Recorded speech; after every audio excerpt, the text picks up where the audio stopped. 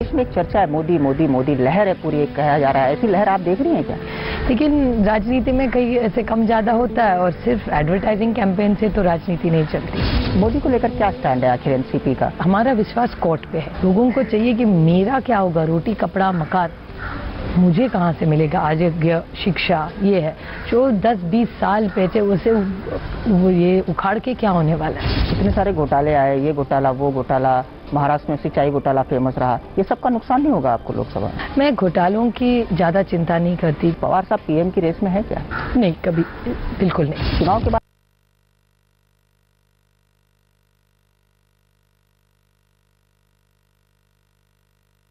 कैसे एनडीए के साथ जा सकते हैं? परिवारवाद की बहुत बात होती है जिसमें आपका भी नाम जोड़कर बताया जाता है।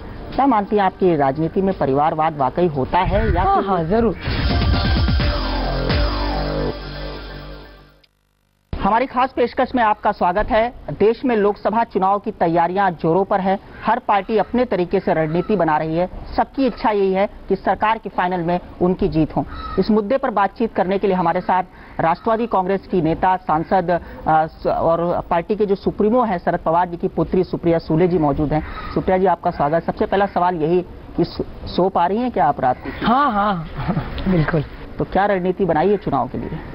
हमारी कोशिश हमेशा रहती है कि हर वोटर तक पहुंचे और हमारी सरकार ने जो काम किया है 10 साल से केंद्र में और 15 साल से राज्य में, वो हर घर तक पहुंचाए, हर वोटर तक पहुंचाए और ज़्यादा से ज़्यादा पार्टी को और हमारे संगठन को कैसे वोट मिले, उसी की कोशिश आगे 1 महीने में होगी।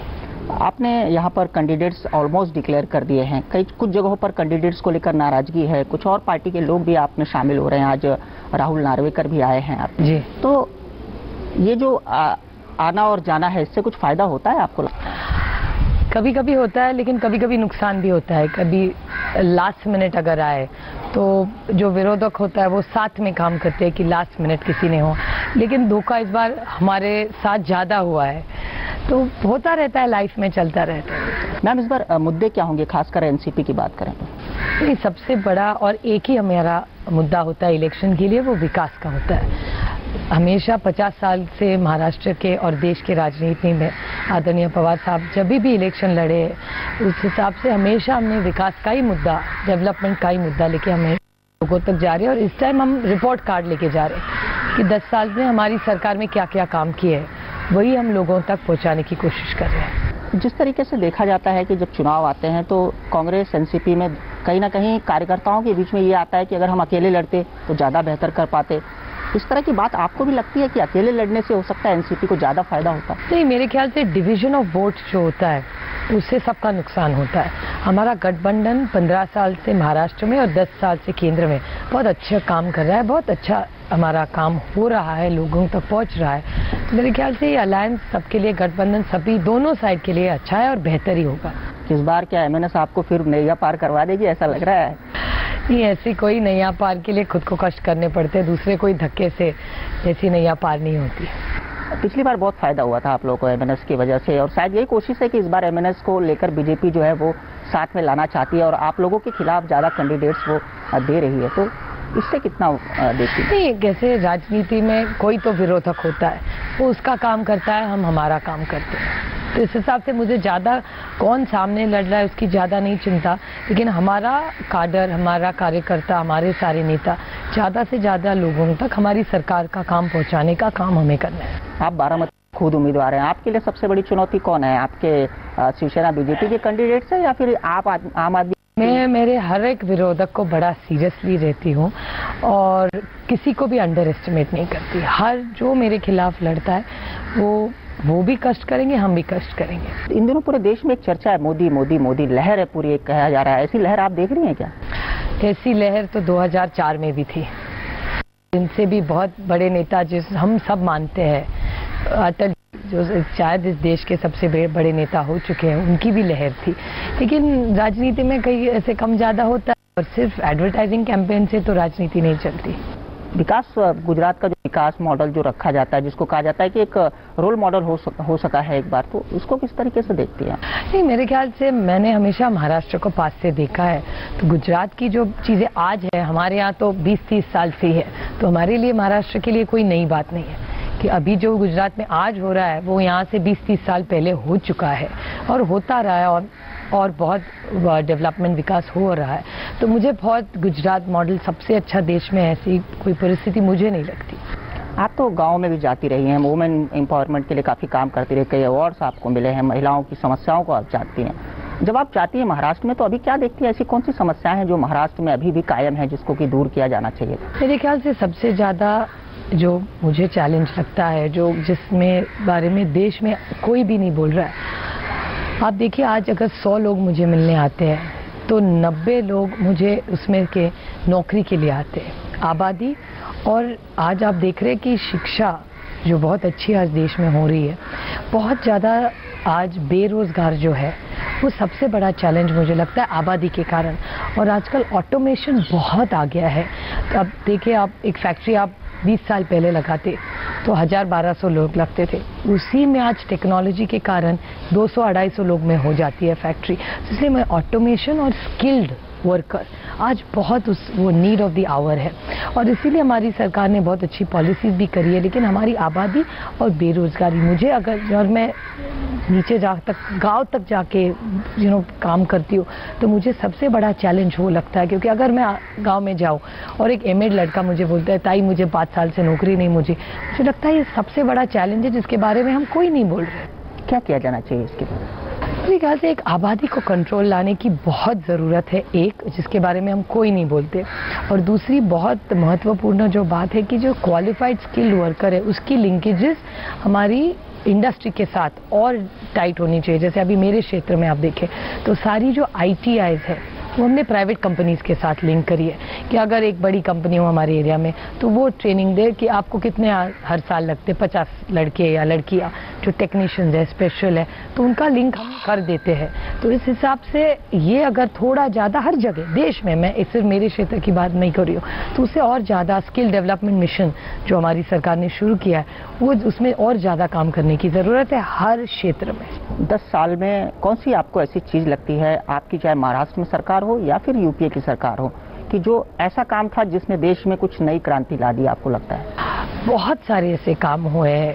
नरेगा जिसके बारे में जिसकी शुरुआत महाराष्ट्र में पहले हुई, वो एक बहुत बड़ा काम हमारी सरकार के कारण किया। RTI वो एक बहुत सर्व शिक्षा अभियान का जो आज बहुत अच्छा प्रोग्राम हर जगह है। हमारे आरोग्य के प्रोग्राम आज कहीं भी जाइए डॉक्टर दवाई मुफ्त में दे रहे हैं। और सबसे बड़ा कि अन्न सुरक्षा का जो कायदा हम बनाया, आज आप कहीं भी जाए, मेरे क्षेत्र में का मैं आपको बता सकती हूँ कि कौन से भी आप गांव में जाओ तो हर जगह सबको आज अनाज मिल रहा है। कभी कम ज़्यादा एक औरत हो सकती है जिसका शायद कार्ड नहीं हुआ हो या कोई दिक्कत हो कि बाहर गांव से आई तो उसको अभी कार्ड नहीं मिला हो, लेकिन ओवरऑल आप देखिए तो परिस्थिति बहुत अच्छी है। तो फिर कमी भी बता दीजिए कि सरकार की कमी क्या रही 10 साल की? कमी मैं नहीं कह सकती, लेकिन फिर से मैं 2 चीज़ों की मुझे चिंता लगती है ना, लार्जर पिक्चर किसी की भी सरकार हो, कि आज अर्बनाइजेशन के जो इश्यूज आ रहे हैं, जैसे आप कचरा देखिए, हम बहुत अंडर एस्टिमेट करते हैं, हर शहर में वो एक बहुत बड़ा मुद्दा हो रहा है। और पानी का मैनेजमेंट, किसी की भी सरकार है, पानी के बारे में कोई नहीं हम लोग बोल रहे हैं, लेकिन इतनी आबादी, हमारी ज़रूरतें बदली जा रही है, तो पानी और ये अर्बनाइजेशन के 2-3 बहुत महत्वपूर्ण मुद्दे हैं। पब्लिक ट्रांसपोर्ट, ये बहुत मुझे सीरियस लग रहा है। लार्जर पिक्चर, आप देश की किसी भी गांव में जाए, किसी भी शहर में जाए, जो आज बढ़ते हैं, ये 3-4 समस्या बहुत गंभीर है, उसमें बहुत होमवर्क करके एक्सपर्ट्स की राय लेके काम करने की ज़रूरत है। इतने सारे घोटाले आए, ये घोटाला वो घोटाला, महाराष्ट्र में सिंचाई घोटाला फेमस रहा, ये सबका नुकसान नहीं होगा आपको लोकसभा में? मैं घोटालों की ज़्यादा चिंता नहीं करती, क्योंकि जब तक पूरी इंक्वायरी ना हो, आरोप तो सामने वाले करते रहते हैं, उसे कुछ नहीं होता।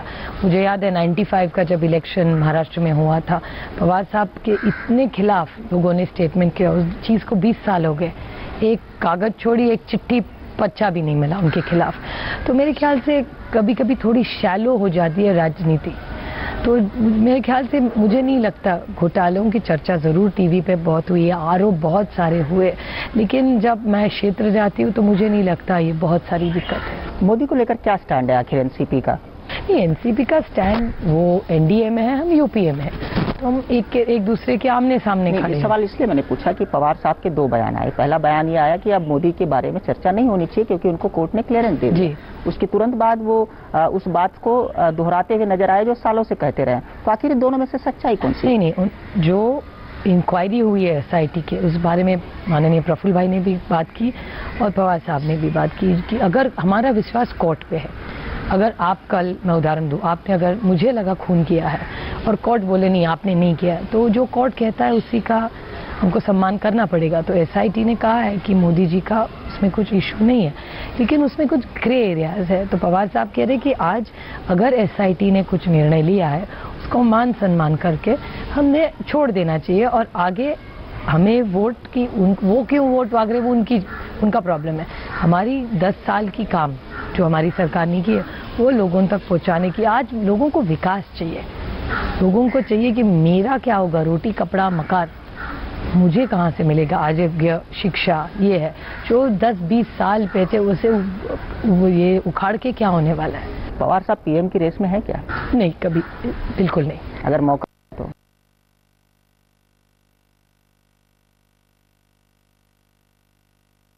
तो ऐसा भी बोल सकते हैं कि मार्केट में भाव है अभी तक। दोनों में से बेहतर किसको मानती है, मोदी को या राहुल को PM पोस्ट? नहीं, ऑब्वियसली राहुल गांधी, क्योंकि वो हमारे UPA के कैंडिडेट होंगे। अगर पवार साहब राजी हो जाएंगे उनके लीडरशिप में काम करने? हाँ, पवार साहब तो काम नहीं करेंगे। पवार साहब तो राज्यसभा में गए हैं, तो वो अभी कैबिनेट में तो जाने का सवाल ही नहीं आता। वो अभी पार्टी में ज़्यादा काम करेंगे, एडमिनिस्ट्रेशन। अगर राहुल जी पंतप्रधान बनेंगे तो पवार साहब डिसाइड करेंगे कौन मंत्री बनेगा। पवार साहब के उत्तराधिकारी को लेकर बहुत चर्चा होती है, तो क्या कोई उत्तराधिकारी पवार साहब ने नियुक्त किया है अभी तक? नहीं, पवार साहब तो जल्दी में कहीं नहीं जा रहे, रिटायर तो नहीं हो रहे। अभी 6 साल तो राज्यसभा में रहेंगे और पब्लिक लाइफ में उत्तराधिकारी कभी नहीं होता है। वो कोई घर मकान शेयर नहीं है कि मैं उठा के आपको दे दूं।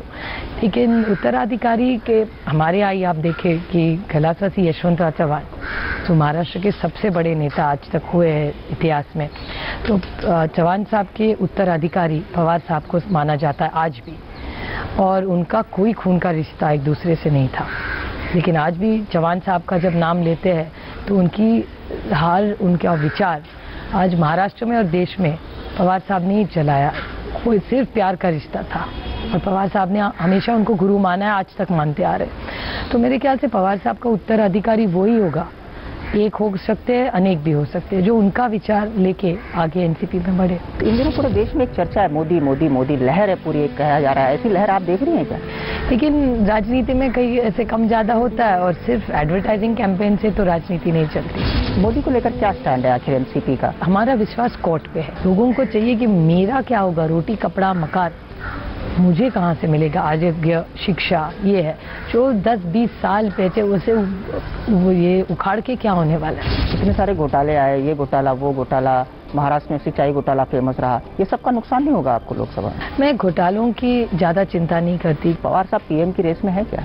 नहीं, कभी बिल्कुल नहीं। चुनाव के बाद अगर ऐसी स्थिति आ गई कि कांग्रेस सत्ता में नहीं आती है और अगर मोदी के नेतृत्व में सरकार बनाने की नौबत आई, तो क्या आप लोग जाएंगे NDA के साथ? हम कैसे NDA के साथ जा सकते हैं? परिवारवाद की बहुत बात होती है जिसमें आपका भी नाम जोड़कर बताया जाता है। क्या मानती हैं आपकी राजनीति में परिवारवाद वाकई होता है या? हाँ, जरूर।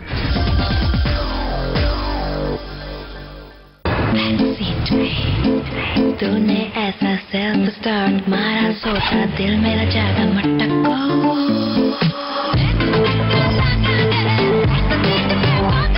हीरो ग्लैमर का इंस्टेंट अट्रैक्शन फॉर्मूला ऐसा जिसे देख वो कहे गरम मसाला, पाव भजिया, चटनी चाट मसाला, असली मसाले सच सच MDH। खेलते समय साधारण बैटरीज के मुकाबले ड्यूरासेल। मम्मी इस ट्रक को जरूरत पड़ी 10 साधारण बैटरीज की और बनी की ट्रक को सिर्फ 1 ड्यूरासेल। कोई भी साधारण बैटरी इतना नहीं चलेगी। चुन चुन के देख परख के कूट कूट के निखरे जो हो मिर्ची हम अपनाए जैसे एवरेस्ट का तीखा लाल। सही तीखा, सही लाल, तीखा लाल।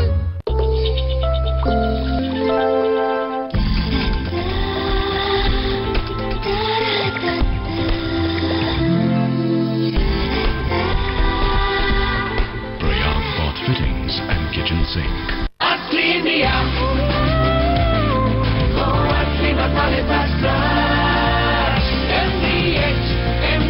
यही असली इंडिया। इन दिनों पूरे देश में एक चर्चा है, मोदी मोदी मोदी लहर है पूरी, एक कहा जा रहा है। ऐसी लहर आप देख रही हैं क्या? लेकिन राजनीति में कहीं ऐसे कम ज्यादा होता है और सिर्फ एडवर्टाइजिंग कैंपेन से तो राजनीति नहीं चलती। मोदी को लेकर क्या स्टैंड है आखिर एनसीपी का? हमारा विश्वास कोर्ट पे है। लोगों को चाहिए कि मेरा क्या होगा, रोटी कपड़ा मकान मुझे कहाँ से मिलेगा, आरोग्य शिक्षा ये है जो 10-20 साल पहले उसे ये उखाड़ के क्या होने वाला है। इतने सारे घोटाले आए, ये घोटाला वो घोटाला, महाराष्ट्र में सिंचाई घोटाला फेमस रहा, ये सबका नुकसान नहीं होगा आपको लोकसभा में? मैं घोटालों की ज्यादा चिंता नहीं करती। पवार साहब पीएम की रेस में है क्या? नहीं, कभी बिल्कुल नहीं। चुनाव के बाद अगर ऐसी स्थिति आ गई कि कांग्रेस सत्ता में नहीं आती है और अगर मोदी के नेतृत्व में सरकार बनाने की नौबत आई तो क्या आप लोग जाएंगे एनडीए के साथ? हम कैसे एनडीए के साथ जा सकते हैं? परिवारवाद की बहुत बात होती है जिसमें आपका भी नाम जोड़कर बताया जाता है। क्या मानती हैं आपकी राजनीति में परिवारवाद वाकई होता है या? हाँ, जरूर। क्या ये कहा जा सकता है कि एनसीपी अकेले के बल पर अगर लड़ती तो विधानसभा या लोकसभा दोनों में ज्यादा एज मिलता, क्योंकि कांग्रेस की जो नेगेटिविटी है उसका नुकसान भी एनसीपी को है? नहीं, कैसे एक बार साथ में हम जुड़े हैं तो अगर सत्ता में साथ रहेंगे तो थोड़ा कम ज्यादा टाइम में भी एक दूसरे का साथ रहना ही चाहिए। कुछ लाइफ में प्रिंसिपल्स होते हैं। चुनाव के बाद अगर ऐसी स्थिति आ गई कि कांग्रेस सत्ता में नहीं आती है और अगर मोदी के नेतृत्व में सरकार बनाने की नौबत आई तो क्या आप लोग जाएंगे एनडीए के साथ? हम एनडीए के साथ जा सकते हैं। हम कांग्रेस के साथ 10 साल रहे। मुझे कभी कभी बुरा लगता है कि 10 साल में एक ही गठबंधन है जो हमेशा कांग्रेस के साथ रहा है, वो एनसीपी है। और हम सबसे ज्यादा हम पे ही शक रहता है सबका, मीडिया से ज्यादा। आम आदमी पार्टी को कितनी बड़ी चुनौती मानती हैं आप? इस समय देश में काफी चर्चा है उनके नाम की, किस तरह देखती हैं इसको? मैं हर पार्टी को चुनौती मानती हूँ, किसी को अंडर एस्टिमेट नहीं करना चाहिए। हर एक की एक जगह है, हर एक पार्टी के कार्यकर्ता होते हैं और हर जो पार्टी है वो चुनाव जीतने के लिए कोशिश लड़ने जाती है। अगर आप चले एग्जाम के लिए, आप तो फेल होने के लिए नहीं जाते, पास होने के लिए जाते। तो उसी हिसाब से हर एक पार्टी है, हर एक का काम है, हर एक की कार्यकर्ता है। सबसे ज्यादा कष्ट जो करेंगे, मेहनत करेंगे और अच्छा काम करेंगे, लोगों उनको ही चुन के देंगे। लेकिन काफी कम समय में वो पार्टी दिल्ली में सत्ता में आ गई। इनमें देश में अगर टेलीविजन चैनलों की बात की जाए या राजनीतिक हलकों की, चर्चा उसी पार्टी की हो रही है। जो पिछले ताजा घटनाक्रम आप देख रही हैं उस लिहाज से मैं ये जानना चाह रहा था कि क्या वाकई मुझे लग रहा है कि उनके जो यू टर्न होते जाते हैं वो थोड़ा सा वो जो उनकी जो बर्ताव है वो ऐसे जैसे पहले आप करते थे वो उसमें से काफी उनके बोलने में और वो जो करते हैं उसमें बहुत सारा अंतर है। लेकिन कैसे कभी कभी हवा चल जाती है किसी की, उसका टाइम चल रहा है, हर एक का टाइम आता है। अभी उनका थोड़ा अच्छा टाइम चल रहा है, पब्लिसिटी है, सेलेबल आइटम है, तो चल रहा है उनका। कितनी सीटें देख रही हैं आप यूपीए को देश में मिल सकती है? आप तो बहुत बोलती रही हैं। हमारा परफॉर्मेंस अच्छा ही होगा। जितना आप टीवी पे मैं आज देख रही हूँ, मुझे नहीं लगता है उतना खराब होगा। हमारा परफॉर्मेंस अच्छा ही होगा, एक आध कम ज्यादा भी हो सकती है, लेकिन ओवरऑल परफॉर्मेंस यूपीए का अच्छा ही होगा। महाराष्ट्र में कितनी सीटें देखती हैं? 48 सीटें ऊपर जो मैं आपको नंबर नहीं बता सकती, लेकिन कांग्रेस और एनसीपी का हम पहले भी बोली, मैं किसी को भी अंडर एस्टिमेट नहीं करती और मैं ओवर एस्टिमेट भी नहीं करती किसी को। तो लेकिन मेरे ख्याल से हमारे गठबंधन का परफॉर्मेंस अच्छा ही होगा। सुप्रिया सुले जो है बारामती से सांसद आती हैं। सुप्रिया सुले अपने मतदाताओं से जब जाती हैं मिलने के लिए तो उनके प्रमुख मुद्दे क्या होते हैं? क्योंकि बारामती में कहा जाता है कि पवार साहब ने वैसे ही बहुत काम किया है, तो कुछ करने के लिए बचा है वहाँ पर अभी आपके लिए? नहीं, हमेशा डेवलपमेंट एक ऐसा जगह है जो कभी भी नहीं खत्म होता। अभी 5 साल पहले कोई मुझे मांगता था, नहीं हमें हमारी सर्व शिक्षा अभियान की किताबें नहीं पहुंची, हमें 1-2 रूम्स और चाहिए, कमरे और चाहिए। अभी मुझे मांगते हैं कि नहीं हमको ई-लर्निंग चाहिए, कंप्यूटर्स चाहिए। तो बदलाव रहता है, विकास होता रहता है और अच्छी बात है, विकास कभी भी रुकना नहीं चाहिए। महिला सशक्तिकरण पर बहुत बात होती है और आप उस दिशा में बहुत काम करती रही हैं। मैं जानना चाहता हूँ कि वाकई आखिर प्रॉब्लम क्या है राजनीति के क्षेत्र में या बाकी क्षेत्रों में? महिलाएं उस कदर नहीं स्थापित हो पाती हैं जिस कदर की उनको होना चाहिए था अगर आबादी के लिहाज से उनकी संख्या देखी जाए तो। टाइम लगता है राजनीति में, वक्त, अपॉर्चुनिटी। और महिला पहले नहीं आती थी, लेकिन आरक्षण की वजह से आप देख रहे बहुत नई लीडरशिप आज महाराष्ट्र में, देश में आप देख रहे हैं। तो थोड़ा वक्त लगेगा, लेकिन एक 10-20 साल में आपको बहुत बदलाव। आज किसी भी छोटे गांव में आप महाराष्ट्र में जाओ, सरपंच महिला होती है, वो भाषण तो करती है। एक समय ऐसा था कि वो बोलती थी नहीं नहीं मुझे नहीं, नीचे बैठते थे। आज सरपंच को कुर्सी मिलने लगी। तो धीरे धीरे एक सामाजिक परिवर्तन हो रहा है उसके कारण। परिवारवाद की बहुत बात होती है, जिसमें आपका भी नाम जोड़कर बताया जाता है। क्या मानती हैं आपकी राजनीति में परिवारवाद वाकई होता है या? हाँ, जरूर। मैं को मानती हूँ कि बहुत बेनिफिट भी होता है, लेकिन शुरुआत में पहले अगर आप जाए तो ज़रूर। पहला मेरा इलेक्शन ज़रूर था, लेकिन इस टाइम मुझे जब वोट देंगे तो मुझे काम करके ही वोट मिलने वाला है। और कंपैरिजन भी बहुत ज़्यादा होती है।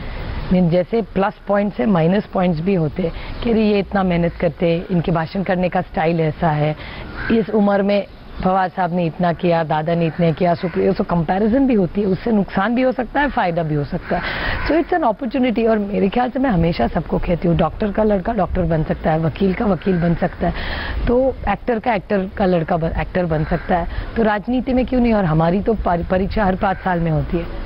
काम किए तो पास, नहीं किए तो फेल, और कभी कभी काम करने वाले भी फेल हो जाते हैं। ऐसा भी होता है राजनीति में, तो कभी ऊपर कभी नीचे, ऐसे लाइफ में चलता है।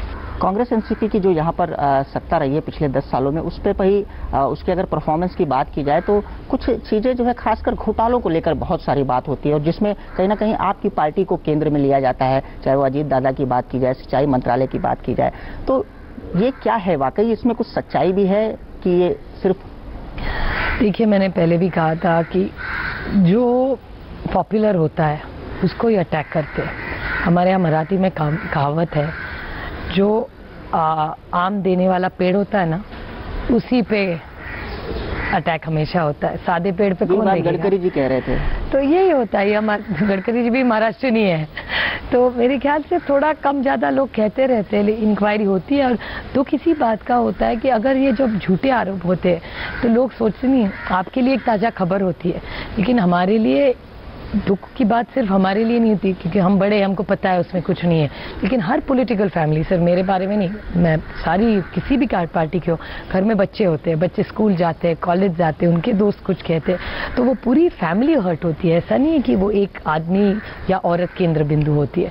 तो बहुत फैमिली के लिए भी बहुत वो इमोशनल इशू हो जाता है। कहा जाता है कि फाइलों पर बैठने का एक सिस्टम महाराष्ट्र में चालू किया है। कुछ नाराजगी भी आपके मंत्रियों ने दिखाई थी कि एनसीपी के काम नहीं होते हैं, कांग्रेस के लोगों का काम ज्यादा हो जाता है। इससे ये क्या वाकई सच्चाई है और इससे क्या नुकसान होता है? ऐसे है कि कई रिश्ते में कम ज्यादा रिश्ते में होता है, जैसे शादी के बाद भी, क्योंकि थोड़ा सा कम ज़्यादा हो जाता है। आदमी और औरत में झगड़े होते हैं, बीवी मियाँ बीवी में झगड़े होते हैं, माँ बाप में हर रिश्ते में थोड़ा सा कम ज़्यादा हो जाता है। लेकिन फिर भी 15 साल से हमारी सरकार यहाँ भी है, 10 साल से केंद्र में भी है, और थोड़ी अनबन चलती है किसी भी रिश्ते में, तो इतना थोड़ा चलता है। लेकिन अभी भी बहुत अच्छा, हमारी मीटिंग भी आपने देखी, गठबंधन की बहुत अच्छी हुई, कोई इश्यूज नहीं थे दोनों तरफ से। हमारे काडर बहुत अच्छे से, अभी पवार साहब और सीएम साहब जॉइंट मीटिंग्स करेंगे राज्य में, तो माहौल अच्छा है।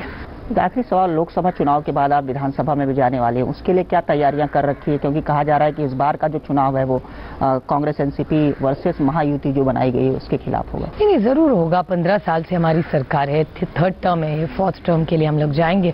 मुझे नहीं इतनी दिक्कत लगती, क्योंकि अब जब गाँव जाते हैं ना, और विकास सिर्फ देखने से नहीं, अब हम सिर्फ भाषण में नहीं कह रहे, आप गांव में जाओ तो बदलाव दिख रहा है, हर गांव में जा रहा है। और हमारी काडर, हमारे कार्यकर्ता, अगर हमारी सरकार ने किए हुए काम हर घर तक पहुंचा सके, तो मेरे ख्याल से हमारा रिजल्ट बहुत ही अच्छा होगा। मैम, बहुत बहुत धन्यवाद हमसे बातचीत करने के लिए। ये थी सुप्रिया सुले जी, जिन्होंने भरोसा जताया है कि यूपीए के नेतृत्व में एक बार वो फिर सत्ता में आएंगे, और साथ ही साथ उन्होंने ये भी भरोसा दिलाया है कि महाराष्ट्र में भी 4थी बार वो जो है सरकार में स्थापित हो पाएंगे। कैमरामैन सुभाषिष दाम के साथ संतोष तिवारी, P7 न्यूज, मुंबई। इन दिनों पूरे देश में एक चर्चा है, मोदी मोदी मोदी लहर है पूरी, एक कहा जा रहा है, ऐसी लहर आप देख रही हैं क्या?